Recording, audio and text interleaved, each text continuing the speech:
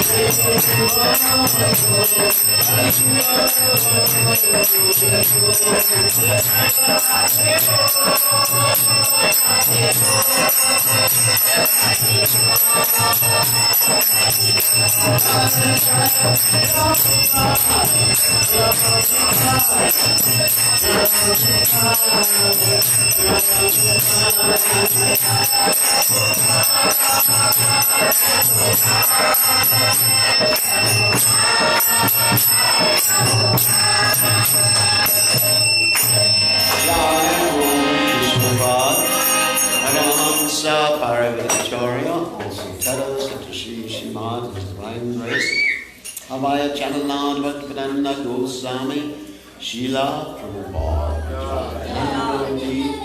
Vaishnava Pranamijaya Brahmacharya Shrilas Thakur Vijaya Namaste Gosha Krishna Chaitanya Prabhu Nityananda Shri Radha Shivasri Gaur Bhaktivinoda Vijaya Shri Radha Krishna Gaur Sam Kunda Radhakunda Giri Govardhan Vijaya Vrindavanam Vijaya Mathuram Vijaya Jagadam Sami Vijaya Vijaya Vijaya Shrimati Laside Vijaya Samaveda Bhakta Vrinda Vijaya Gaur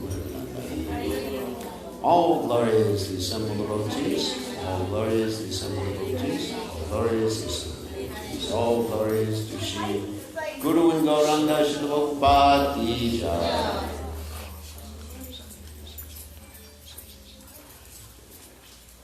So, Om Ganat Tivanandasya Viranjana Shlakaya Chakshuran Meditam Yena Tasmai Shri Guru Namaha. So, because we have so many nice people who come for the first time today, I thought we'd give an introduction to Krishna consciousness, explaining the basic philosophy and practices of Krishna consciousness in terms of a story. How about that? Because everyone likes stories. And I thought the story we would tell is how I came to Krishna consciousness, which is probably pretty interesting. So once upon a time in the 17th century, not that old yet. So once upon a time, many, many years ago, I was looking for the truth in life. I wanted to find out the purpose of life. That is, where I came from before I was born, where I would go after I died, who was God, how was this material world created, and what's the purpose of everything. And so in order to try to find the purpose of everything, I started studying science, which is interesting. So I went to the university, a nice university around Chicago called Northwestern University, and I was studying science, thinking that science can answer all the questions I had. Of course, I was very quickly disappointed, and I found out that science couldn't answer the questions. In fact, whatever scientific theories there were, they kept changing all the time. And even today, scientific theories keep changing. That time I was studying nuclear physics, how to make an atom bomb and destroy the world. And now they're talking about quantum mechanics and other things like that, and I'm not going to talk about that today. So, because I was very disappointed in my study of science, I started studying religion and philosophy on my own. Not so much at the university, but on my own. And I would go to various religious ceremonies or spiritual ceremonies. Of course, I also practice yoga. You've heard of yoga before? Of course, we're practicing bhakti yoga here, which is the yoga of devotion. So I would go to various ceremonies, and then I would ask the leaders whether they were called rabbis or priests or whatever they were called, or Brahmins. I would ask them, what is the purpose of life? Where have I come from before I was born? And where am I going to go when I die? And who is God? And where does he live? What does he look like? And they said, it's a great mystery. So that means they didn't know. Because if someone has been studying something their whole lives, and after 40 years of studying something, they say it's a great mystery, that means they don't know. Just like if you go to the university and someone is a mathematics professor, and you ask him how much is 1 and 1, and he says, it's a great mystery, my son. What does that mean? That means he doesn't know anything, because he's supposed to be a professor. So someone who is a priest, minister, Brahmin, whatever, and if he doesn't know ABC in spirituality, what good is that? So I was very disappointed. So I decided to meditate myself. I knew how to chant Om, which everybody knows how to do. Om, Om. So I thought, well, I'll discover for myself who God is and what this life is about, what happens at the time of death. So in order to do that, I went to a deserted island in the Caribbean. The Caribbean is near Florida, for those of you who don't know geography that well. So I went to a deserted island in the Caribbean and started chanting Om. But then I was interrupted because there were wild boars there that were chasing me, like big pigs or cousins. So I thought, well, at least I can go swimming. And then every time I tried to go swimming, there were these little things, the fins, in the water, going back and forth. Sharks. So I thought, well, maybe this is not the way. And then I thought maybe I'll go to Europe, because maybe Europe, they have more culture than America, right? Everybody thinks like that. So I took a plane to Europe, and I discovered they're doing the same thing they're doing in America, which is basically eating, sleeping, mating, defending, the same things. But they're just doing it in different languages and different culture. Because that's all people were doing, just eating, sleeping, mating, and defending, fighting. So wherever I went, it was the same thing. And I thought, nothing's working. So, of course, then I came back to America, and I thought, well, let me just read more. And while I was reading more, I got a job. And for those of you who don't know what job I had, I was driving a taxi. So we have many taxi drivers here, right? Isn't it? Yeah. Yeah. Everybody's a taxi driver. Raise your hand. 1, 2, 3, 4, 5. Anyway. So I was driving a taxi because I had nothing else to do. And so while I was driving a taxi, several things happened. One thing, I was listening to the radio one day, and I heard this chanting of Hare Krishna, Krishna Krishna. It was Prabhupada, my spiritual master. And of course I didn't know it at that time.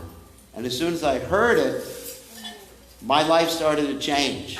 I had already become a vegetarian because I understood that if someone wanted to be spiritual, someone wanted to find out the purpose of life, they had to be compassionate. And killing is not exactly a compassionate activity, is it? No, it's not very compassionate. So, anyway, so I heard Prabhupada chanting. Prabhupada, incidentally, is the founder Acharya, the founder of the Krishna Consciousness movement. He's the spiritual master who comes down in a chain of disciplic successions from Krishna himself, as described in this Bhagavad Gita, our main book. Evam parampara pratam imam rajarsha yogadehu. That spiritual masters, to be bona fide, to be authentic, have to come down in an unbroken chain. Just like even professors at the university. You can always ask a professor, who was your professor? Who gave you your PhD? And then you can ask that professor who gave you, if he's still alive, hopefully, who gave you your PhD. Now you can trace it out. Just like you can trace out your family history. You can do some genetic testing and find out, who your forefathers were. So in the same way, if someone is going to be a bona fide spiritualist, they must have heard from someone else who was a bona fide spiritualist, because you can't make up your own spiritual philosophy. If you do that, it's going to be wrong. Why is it going to be wrong? Because we have defects. All of us have defects. I hate to tell you that. Is anyone here perfect in the room? Raise your hand if you're perfect. If you have no defects. If you have perfect senses. If you've never cheated anyone. If you've never made a mistake. Anyone here never made a mistake? I was speaking to one spiritualist, and he said, I only made one mistake in my life, he told me. He said, my mistake was that I thought I made a mistake. You understand? So, yes, we all make mistakes. So if we come up with our own philosophy, like it's a witch's brew, we mix this philosophy, mix that philosophy, it's called eclectic. Then, just like in Macbeth, everyone studied Macbeth here? Double, boil and trouble, cauldron burn and cauldron trouble. That's from Macbeth. In case there's a little education for all of you. So, then it will necessarily be faulty if I come up with my own philosophy. So you have to have someone who's authorized, coming down in disciplic succession. And so, basically, I didn't have anyone, so I didn't have any philosophy. But I heard Prabhupada chanting. And because Prabhupada not only had the perfect philosophy, but Prabhupada was given the Shakti. Shakti means power. From Krishna himself, the chanting went into my ear and went to my heart and changed my whole life, just from hearing him once on the radio. Amazing, isn't it? Of course, There's several statements that in the Vedic literatures that talk about that, not talk about me specifically, but they say that Brahmanda Brahmate Konna Bhagavan Jeev Guru Krishna Prasade Bhakti Lata, which means that all of us are wandering from one body to another, even one planet to another. You know, maybe we were on Mars in our last life. But anyway, maybe we were a fish in our last life. Maybe we were cockroaches in our last life and a devotee stepped on us. And that's how we got the mercy. So we're wandering from one lifetime to another. Brahmanda Brahmate Kunda Bhagavan. But if we're fortunate, Jeev Guru Krishna Prasade by Bhakti Lata Beach, we come in contact with a guru. If we're very fortunate, that takes great fortune. It's not that everybody gets that fortune, but someone who wants to find out what the purpose of life is, Krishna arranges that he comes in contact, he or she, comes in contact with a bona fide guru. It seems to be like accident. Like you see in the case of my spiritual master, Srila Prabhupada, of course, he was always a pure devotee. But the way he met his guru was quite interesting. It was 1922, not for me, that's for him. It was 1922, and he was in Calcutta, and his friend, his name was Naren, heard about Prabhupada's spiritual master, whose name was Bhaktisiddhanta Saraswati Thakur. And he said to Prabhupada, my spiritual master, and everyone's spiritual guide, he said to him, you have to go see this great sadhu. Sadhu means great saintly person. And Prabhupada said, no, I'm not going to go to see him. Amazing. Why did he say no? Because he had met so many other so-called, quote, great saintly persons. His father, Prabhupada's father, had been entertaining so many saintly persons who were simply interested, as they say, in pounds, shilling, and pence. You know, money or enjoyment. You know, so Prabhupada thought, they're all like that. Sometimes you meet so many people who are cheaters, and you think everyone's a cheater. It's not true. So he was thinking, this person's a cheater also. But still, his friend was insistent. His friend dragged Prabhupada to see Srila Bhaktisiddhanta Saraswati Thakur, and that was in 1922. And immediately when he met him, he accepted him as his spiritual master because he could see the spiritual energy, the spiritual qualities, the philosophy. And Prabhupada got his instructions from his guru the first time he met him. Prabhupada's instructions from his guru were, you should go to the Western world and preach in English Krishna consciousness. And Prabhupada, he objected to that. He said, well, who's going to accept Krishna consciousness when India is still a captive nation? Because Prabhupada at that time was working with Gandhi's movement for Swaraj, for independence. And so Prabhupada made that point, and his spiritual master basically, with philosophy, showed him that Krishna consciousness is transcendental to any political, material considerations. So that was how Prabhupada met his spiritual master. And of course, he meditated on the instructions of his guru immediately, but eventually it culminated in him coming to the Western world in 1965 and incorporating the Krishna consciousness movement in 1966. And we're commemorating this day today. So in my case, I heard Prabhupada chanting. And my whole life, I recognized it was my spiritual master immediately. And then, shortly thereafter, as I said, I was driving a taxi. It's good for all you taxi drivers. Another taxi driver gave me one of Prabhupada's books. You see, this is the plan of the Supreme Personality of Godhead, how nothing happens by accident. Those of you who are here in the temple for the first time, okay, some of the devotees here have been born in the movement. It's not your first time. You're here for the 10,000th time. But if you're here, there's a reason for it. Like if you're coming in contact with Krishna consciousness, whether it's the first time, 10,000th time, or whatever, there's a reason why you're here. You've been directed to be here by the super soul. Super soul means Krishna is in your heart. And he's calling the shots. So when it's time for you to have spiritual life, Krishna says, okay, go to the Hare Krishna temple. Or, if you happen to be in the French Quarter, just like we were talking to Rohini. Where's Rohini? Oh, there it is. We were talking to Rohini. If you're in the French Quarter distributing books, Krishna says to the person, okay, take that book from that person. So everything happens by the plan of Krishna. It's amazing. So I can see in my particular circumstance it happened. So I didn't meet Prabhupada right then. So then, after that, I got Prabhupada's book, the Krishna book. That was the first book I got.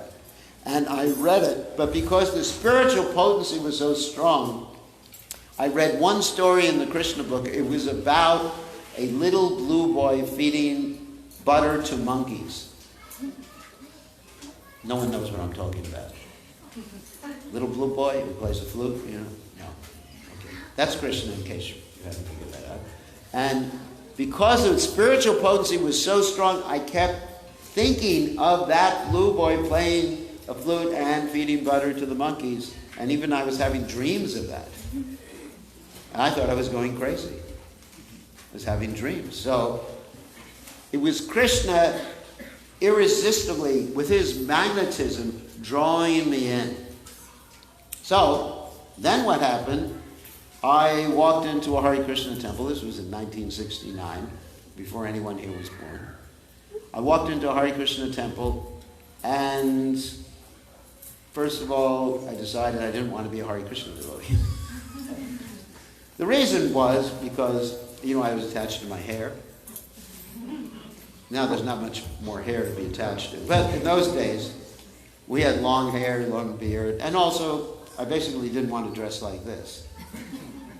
And it's not required. Actually, it's not required to dress like this, to shave your head, or anything like that to be a devotee. You can be a devotee dressed in Western dress, and Chinese dress, and Indian dress, Malaysian dress. It really doesn't matter.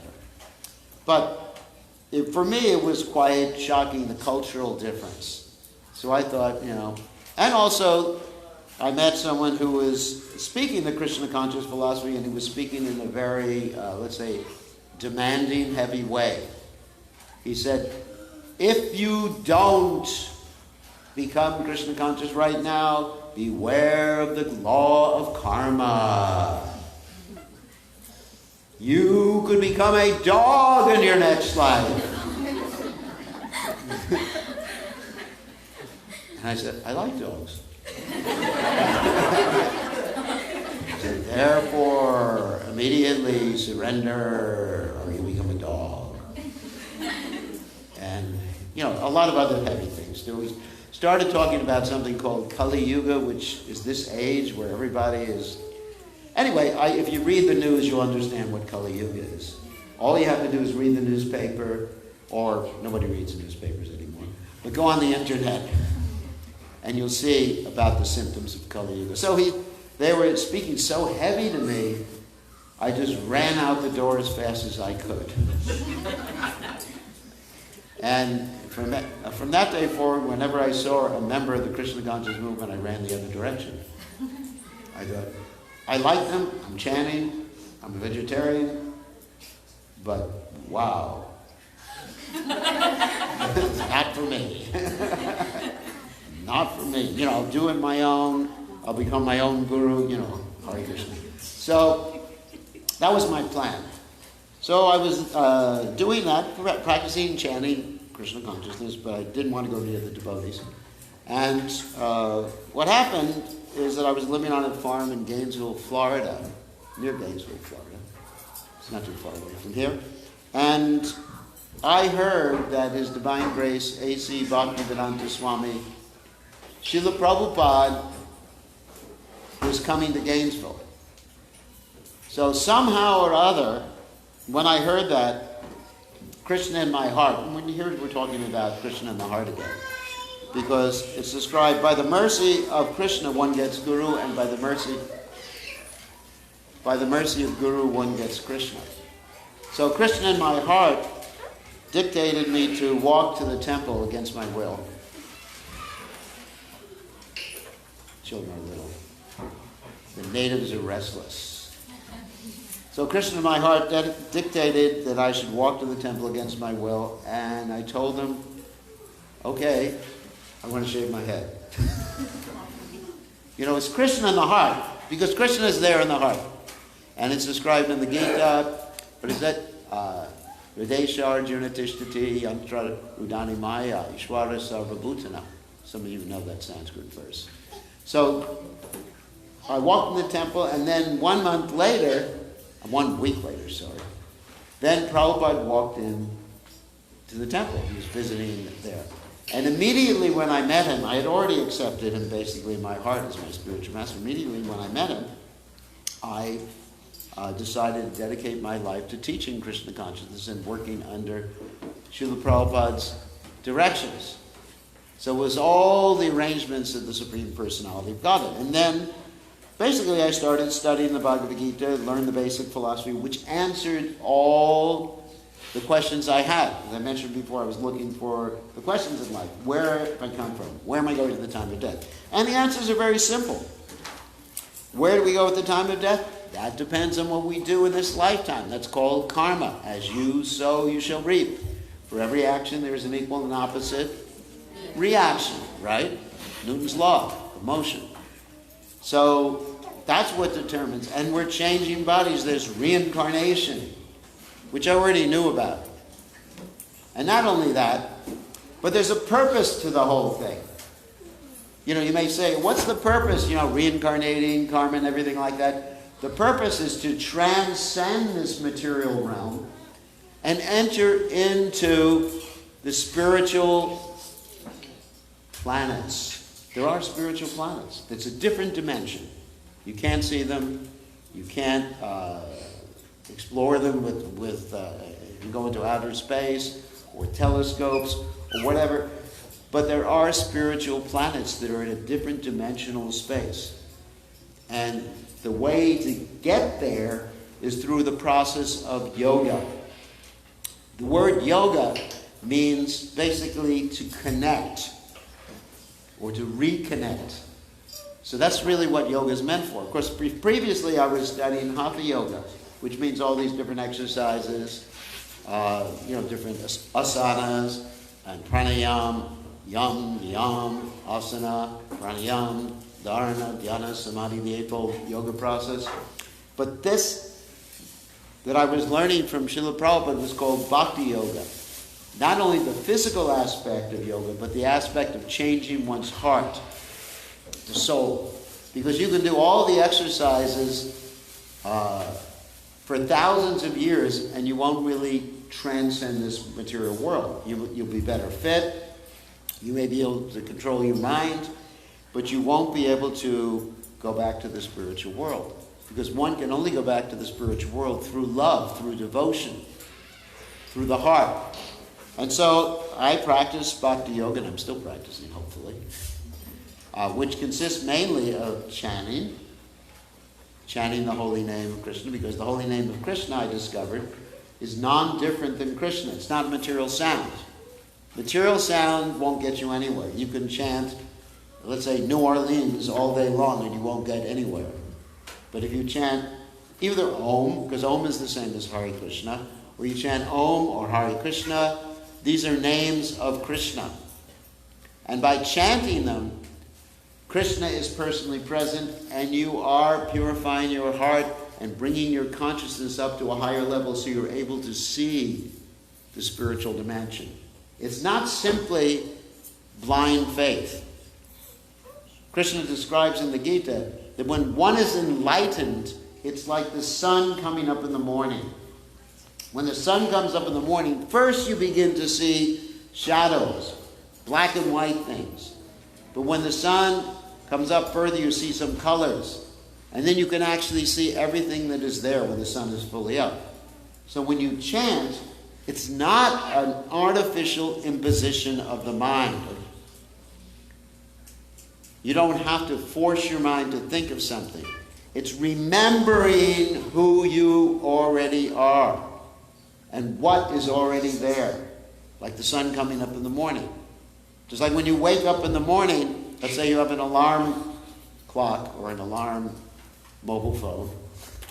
Nobody uses clocks anymore, maybe they do. But let's say you have even I have an alarm watch. So at first, you may not even remember where you are, right? Does anyone have that experience when you wake up in the morning? You think, especially when you travel a lot like me, you say, where am I? Am I in New Orleans? Or am I in North Carolina? Am I in Fiji? I'm in Australia, in New Zealand. You know, I travel all over the place. Am I in Europe? Am I in the spiritual world? So sometimes it takes a few seconds to remember when you wake up through the sound vibration where you are. So the same way with chanting. You chant and it's revealed. You see, and the word in Sanskrit is prachaksha. Prachaksha avagamam dharmyam shushukam kartamabhyam. You actually begin to see the spiritual world. You begin to see Krishna. You begin to see your own spiritual identity. And that's Krishna consciousness. And that's the Bhakti Yoga system. And so finally, the other thing I found out was who God is. Because there's different conceptions of God. In the Western world, sometimes they depict God as a very old man. Some of you have seen that picture in the Sistine Chapel, where God is reaching out, very old. He has arthritis, rheumatism, another problem, heart condition, poor God. You send him to the hospital. But anyway, so you find out that God is Krishna. And that's one name of God, but many names, millions of names, unlimited names. And God is the most attractive person. And he's the person, he and Srimati Radharani, because in the Krishna consciousness movement, we're not simply male chauvinists. We believe that the Supreme Absolute Truth has a male aspect and a female aspect, and a female aspect and a male aspect. And the female aspect comes first, right? You see Radha Krishna, we don't say Krishna Radha. That's pretty good, isn't it? So you ladies should feel good about that.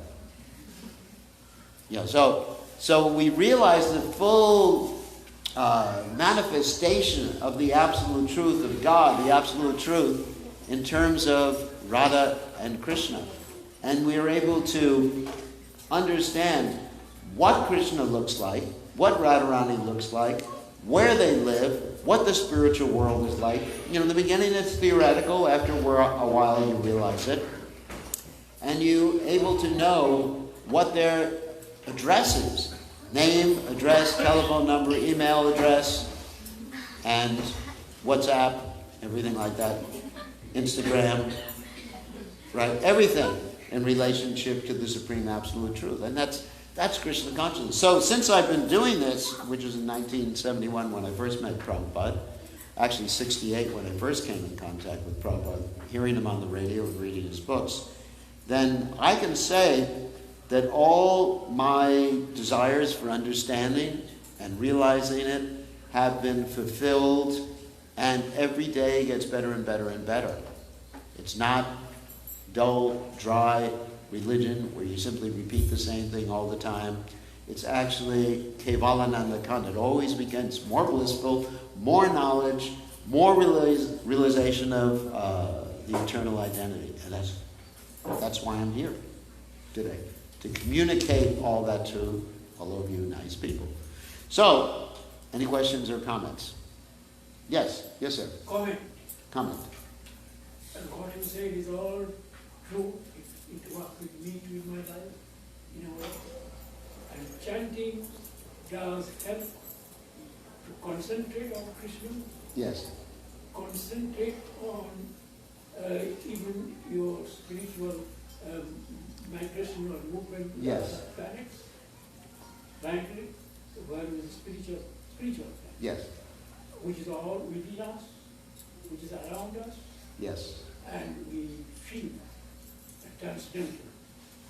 And another thing is this, I found that with the concentration, and I also got the first book of Bhagavad Gita, not of Prabhupada's, but another English translation by when I was in England. Right. A friend of kind, I went to visit him. I was a student in university. And he gave me a book. He just gave me, he told me to read that book. I got that book and I was so surprised, I mean so much interesting I found. It changed my whole life. Wonderful. I became vegetarian, always thinking about Krishna, seeing Krishna all the time. You know? Wonderful. And finally, I see Krishna in everything. Wonderful. Everything. I could not see a bad man or a woman. Very nice. Very nice. Thank Thank you very much. Okay, Romina, you had something? Yes, Mike. Can you explain more about the mantra Hare Krishna Maha Mantra, what it means? Oh, and what okay. is the first rules of chanting, like those who are first time? Okay. What it means and how we chant Hare Krishna from? Good.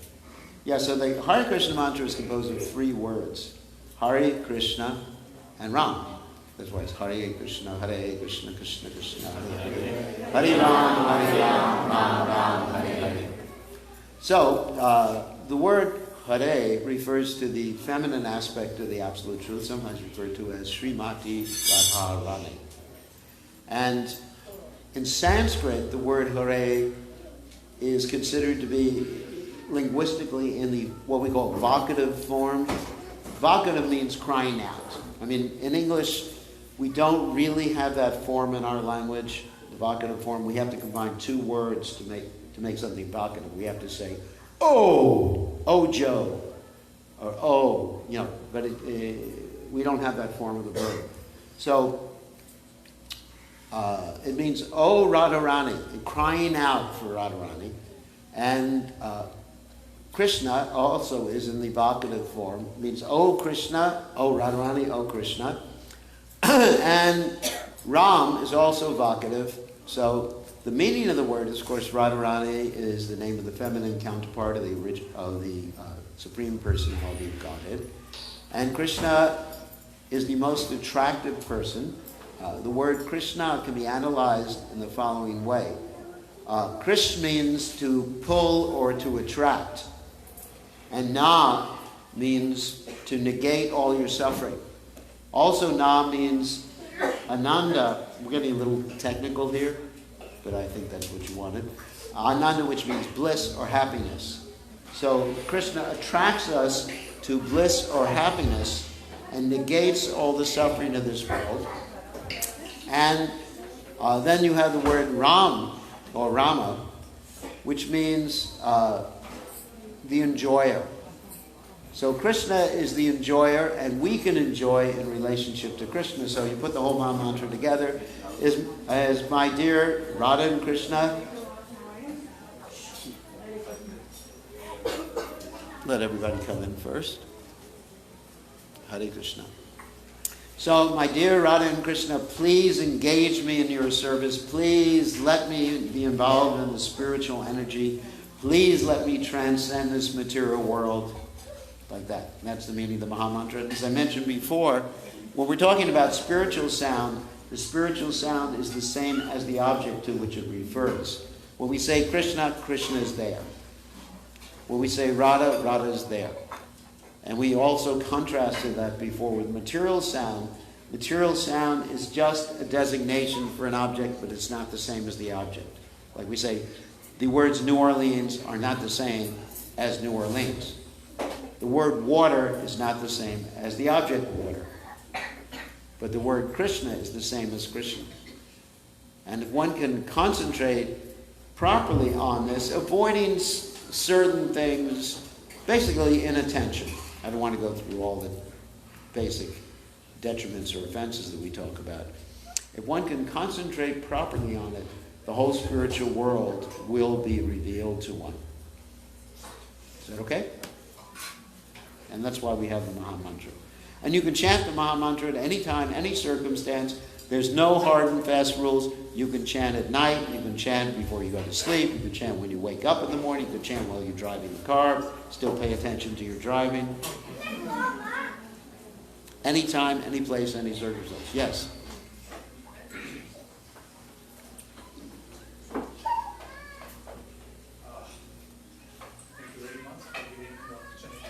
Thank you. express my feeling. Thank you. As you know, while chanting Hare Krishna, Hare Rama, for example, some people are doing it, but while they're chanting, at that time something else comes to the mind. Yeah. Concentration is disturbed. Mostly it happens. In some cases to me, also to others. Right. Share their experiences. Now, how to concentrate is a big thing. I want to chant Hare Krishna, Hare Rama because in this Kali Yuga, you are the only way that celebration is Right. chanting Hare Krishna. And particularly for me, it's quite, it has been quite interesting at the same time thrilling too. Because Prabhupada, at the age of 70, he actually stopped organizing the entire movement for Hare Krishna. And within the shortest possible time, what happens? Throughout the world, he could raise some sort of consciousness and some sort of awareness for the need for chanting Hare Krishna. It's quite amazing and quite astonishing how it has been possible on the part of Prabhupada at the age of 70 To when do people that. actually go for retirement. But he started in the Western world.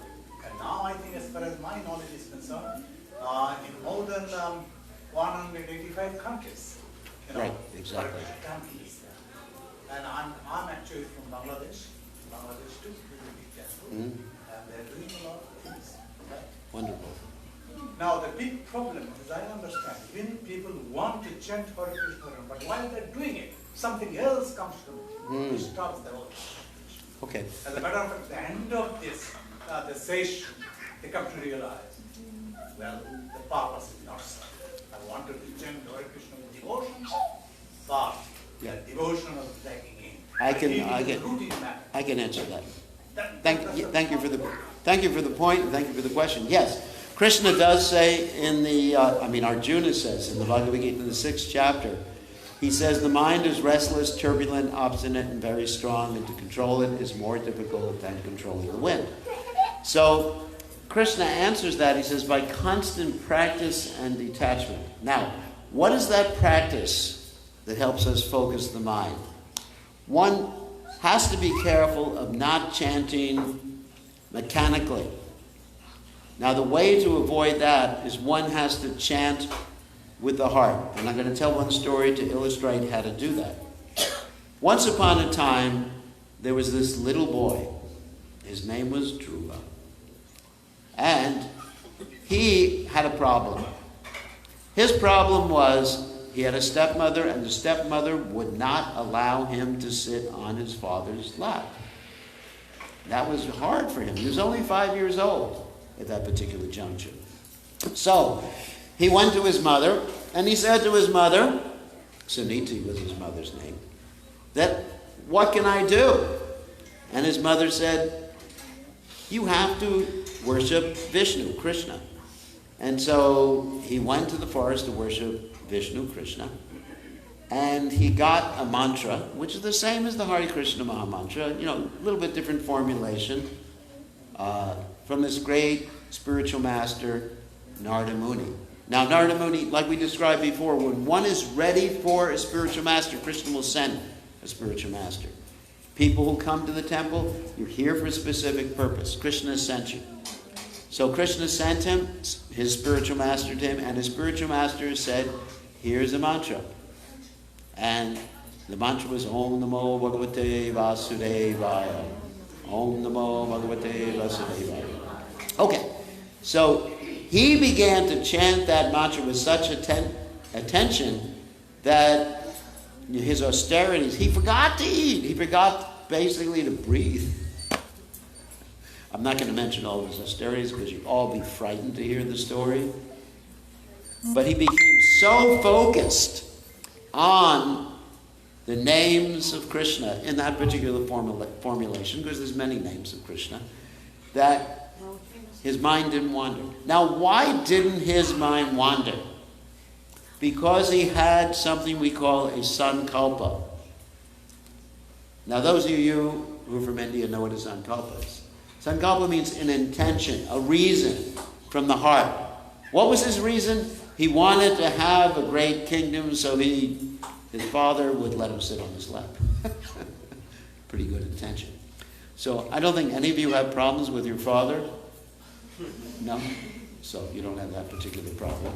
But one has to have an intention that's strong. So everyone who wants to be attentive while they're chanting needs to look in their heart and find out what is their sankalpa, what is their reason, intention. What do you want? Lord Chaitanya Mahaprabhu, in the 8 prayers that he has written, which I think you're familiar with, called the Shikshashtaka, he's given us different intentions. One that's I'm very, not only familiar with, but I use all the time is Ainanda Tanuja Kinkaram Patitam Mam Vishame Bhavan Buddho Kripaya Tava Padapanka Stita Dulis Evra Sampachintia, which, for those of you who don't understand Sanskrit, it means, Krishna, I am trapped in this material world. Please help me, fix me up as one of the atoms that you're loaded. In other words, there has to be that emotional connection with why you're chanting to be able to chant properly. If it can't be from the brain. If it's just from the brain, well, I'm supposed to chant, I have to chant, it's nice to chant, you won't be attentive. But if you have some deep emotional reason, and as far as I am concerned, I have every day, I have a different emotional reason. What do I mean? Sometimes I'm praying for this person or that person. Sometimes I'm praying for myself, chanting for myself. I want to, please save me, Krishna. Please let me understand who I am. Sometimes I'm praying, there's somebody who's having trouble. Someone comes to me and says, I'm having trouble, I'm struggling in spiritual life, so I will chant for them. But each and every time when I chant, I try to have that emotional connection, and that keeps it focused. Because that's from the heart. Chanting should be done from the heart. Of course, we move our lips and tongue, we use our mind, but the heart has to be engaged. And you have to be thinking about what you're doing when you're doing. Otherwise, you're an automatic pilot. You know what automatic pilot is? I used to fly a plane. And we had in the plane automatic pilot. Automatic pilot means you set your destination or where you're going or the direction you're going in, and you don't have to touch the steering wheel. It's pretty good, isn't it? And nowadays some of the cars have automatic pilot. But the problem is, when the people put their cars on automatic pilot nowadays, what is the problem? Nobody knows the story about Tesla? Yeah. They have accidents. And there was someone there was a commercial pilot, 2 commercial pilots had their plane on automatic pilot. And they were talking about cricket games or whatever they were talking about, or rugby games or whatever they were talking about. And the plane overshot the runway by about 200 miles. It didn't start to land, of course. It just kept going, and the U.S. Air Force sent up some jets to shoot it down because they thought it had been hijacked. And then they turned the plane back, and they got fired, those pilots. So the moral of the story is, don't put your chanting on automatic pilot. Chant from the heart. That's the real point. Like Srila Bhaktivinoda Thakur, one of our great spiritual masters, says that the cause of all the detriments or offenses in chanting are due to inattention. So that's and it'll take some time. It takes practice. It takes practice. But if you take that simple hint to heart, you will find yourself be able to chant much more attentively. There's a phone. So, one more question before we go. One more question. Yes, sir. Yeah, you told that when you chanted, that never triggered the kind of emotion which was triggered by Hare Krishna. That's right. Apart from Guru's Buddha. Now, does it mean that different people has different trigger for different mantra? Means some mantra works for somebody, some mantra works doesn't work for somebody? That's a good question. Om is actually a spiritual sound vibration too. I did have effects from chanting Om, but the difference is to chant or be connected with the mantra properly, one has to hear the mantra from the spiritual master. There's this statement in the Vedic literatures, and the Sanskrit is Sampradaya Vinaya Mantras Te Nishpalabhanaha. The mantra must be received in disciplic succession. So Om is non-different from Hare Krishna, don't get me wrong. It's actually composed of 3 syllables, A, U, and M, which refers to Radha Krishna and the living entity. However, at that particular time, I had not been given that mantra to chant, and Srila Prabhupada, my spiritual master, gave me the mantra, following in the footsteps of Chaitanya Mahaprabhu, the mantra Hare Krishna. Because this mantra, Hare Krishna, is actually the foremost, most powerful mantra in this age of Kali. There's the statement in the Brihad Naradiya Purana, which some of you are familiar with. Harinam, Harinam, Harinam, Harinam eva kevalam, kalo nishteva, nishteva, nikishteva, gatiranyata. That in this age of Kali, the age of quarrel and hypocrisy, which we read about every day, there is no other way, there is no other way, there is no other way than chanting Harinam. And then Krishna himself appeared 500 years ago as Chaitanya Mahaprabhu to teach the specific formulation of the names of God to the Hare Krishna Maha Mantra. Hare Krishna, Krishna Krishna, Hare Hare, Hare Ram, Ram Ram, Hare Hare. And you could experience the potency, just like when we now chanted it, everybody's just like, wow, I can see the spiritual world. Practically, you can see, he says, isn't it? We'll try it again. And then you can experience it. Chant it with your heart, and you'll experience it. Hare Krishna, Krishna Krishna, Hare Hare, Hare Ram, Ram Ram, Hare Hare. That's powerful. And you're all going back to Godhead now. Because your spiritual path has started, you're guaranteed not to take any other birth other than a human birth. Pretty good. We've given you all success now, right? You're all initiated in the Hare Krishna Maha Mantra. Actually, Lord Chaitanya initiated the whole universe. So, I think it's time for prasadam now. Okay, and we'll be available for more questions during prasadam. Yes? Yesterday you were mentioning that we should chant in a quality time. Quality time. Yeah, I have tried that, but mine still wander around. Yes. So, is there any way I can just type that like a dog? Mind is like a dog. Yes, like I was discussing. 1 minute I'm concentrating, next second is gone. Have a reason for chanting. Think about your reason. Before you start chanting, think, I am chanting because I want blank, blank, blank. That's for you to determine, not for me. Your reason has to be personal. I am chanting. Why are you chanting? You should always be asking yourself, why am I doing this? Why am I doing that? Otherwise, whatever activity you're doing is like on automatic pilot. You're disconnected. That's the problem with most religions, and even here, is that we tend to put ourselves on automatic pilot. We tend, like one devotee said to me one time, wake me up when my rounds are done. So it's like automatic pilot. Sometimes I drive a car, and sometimes when I drive a car, and I get to a destination that I'm familiar with, or the road that I'm familiar with, I don't even remember how I got there. You ever had that experience? Yeah. When you're driving, you're just like, did I drive here? Because it's on automatic. I mean, fortunately, you get there safely. But with the chanting, it should be done from the heart. Therefore, you ask yourself, why am I chanting?